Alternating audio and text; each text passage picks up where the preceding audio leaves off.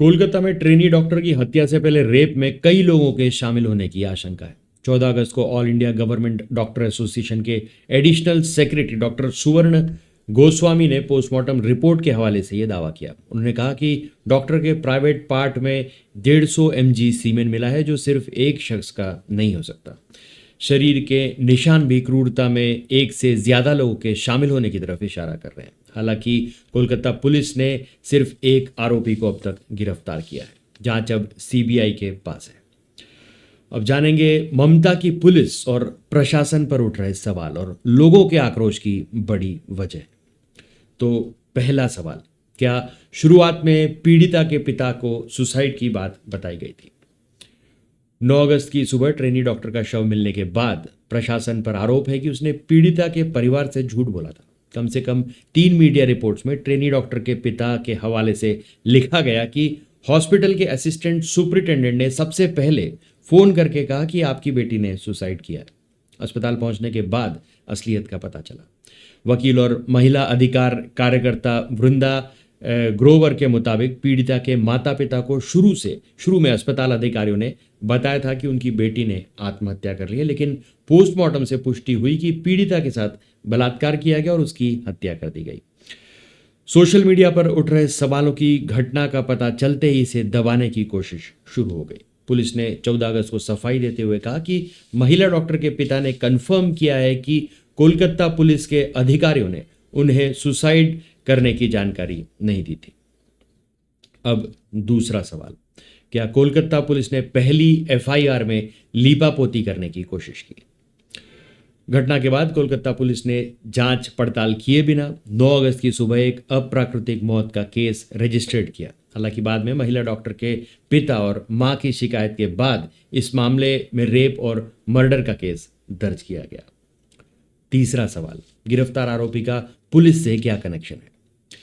आरोपी संजय रॉय को कोलकाता पुलिस की 4th बटालियन के बैरक से गिरफ्तार किया गया था। कुछ अन्य बातें भी कोलकाता पुलिस से आरोपी के मजबूत कनेक्शन की ओर इशारा कर रही हैं। 33 साल के संजय रॉय ने 2019 में सिविक वॉलंटियर के रूप में कोलकाता पुलिस ज्वाइन की थी।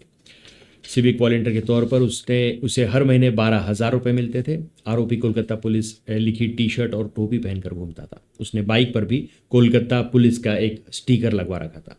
वह कोलकाता पुलिस की 4th बटालियन के बैरक में रहता था। कुछ समय पहले से वह RG Kar medical college and hospital में पुलिस चौकी पर काम करने लगा था। घटना वाले दिन भी वह पुलिस चौकी से ही गिरफ्तार हुआ है। अब चौथा सवाल, पोस्टमार्टम रिपोर्ट में ऐसा क्या सामने आया है कि कोलकाता पुलिस अब सवाल के घेरे में?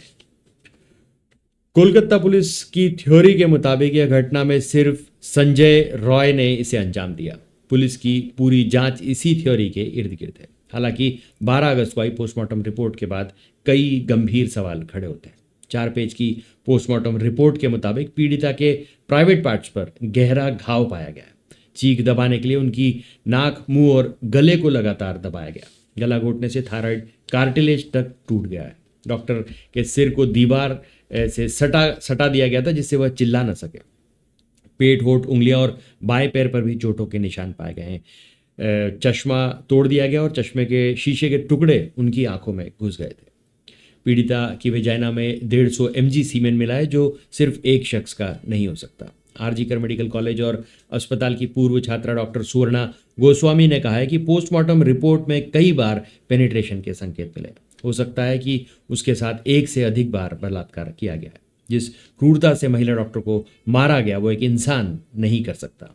पुलिस 5 दिन बाद भी सिर्फ एक आरोपी को गिरफ्तार कर सकी है। पुलिस ने बाकी लोगों के बारे में अभी तक पता करने की कोशिश भी नहीं की। इन्हीं वजहों से कोलकाता पुलिस पर सवाल और ज्यादा गहरे हो गए।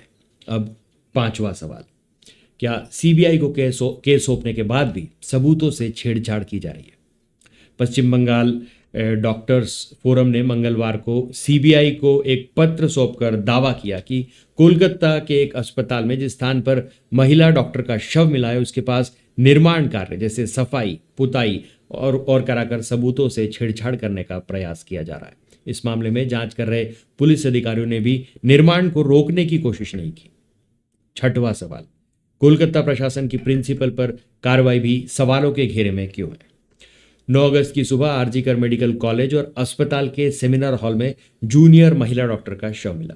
3 दिन बीतने के बावजूद पश्चिम बंगाल सरकार ने आरजीकर मेडिकल कॉलेज और अस्पताल के प्रिंसिपल डॉक्टर संदीप घोष पर कार्रवाई नहीं की। विरोध बढ़ने पर 12 अगस्त को डॉक्टर संदीप घोष ने इस पूरे घटना की नैतिक जिम्मेदारी लेते हुए मेडिकल कॉलेज और अस्पताल के प्रिंसिपल पद से इस्तीफा दे दिया।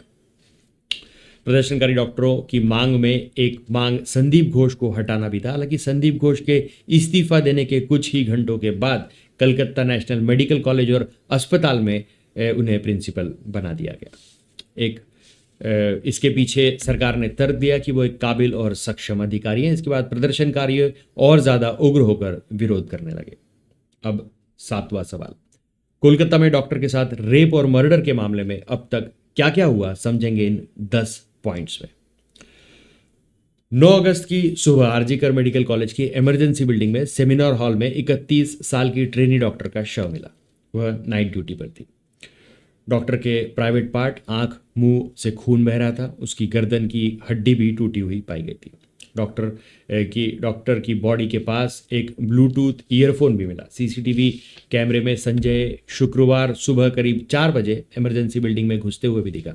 तब उसके गले में वही ईयरफोन था। हालांकि सुबह करीब 6 बजे जब वह बिल्डिंग से बाहर निकला तो उसके गले में ईयरफोन नहीं था। शक के आधार पर उसे 9 अगस्त को गिरफ्तार किया। पुलिस ने बताया कि रेप मर्डर को अंजाम देने के बाद वह पुलिस बैरक में जाकर सो गया जहां वह रहता था। उठने के बाद उसने अपने कपड़े साफ किए। संजय से पूछताछ शुरू होते ही उसने अपने गुनाहों को कबूल कर लिया। उसे उसका कोई पछतावा भी नहीं था। उसने बेफिक्री से कहा कि चाहो तो मुझे फांसी दे दो।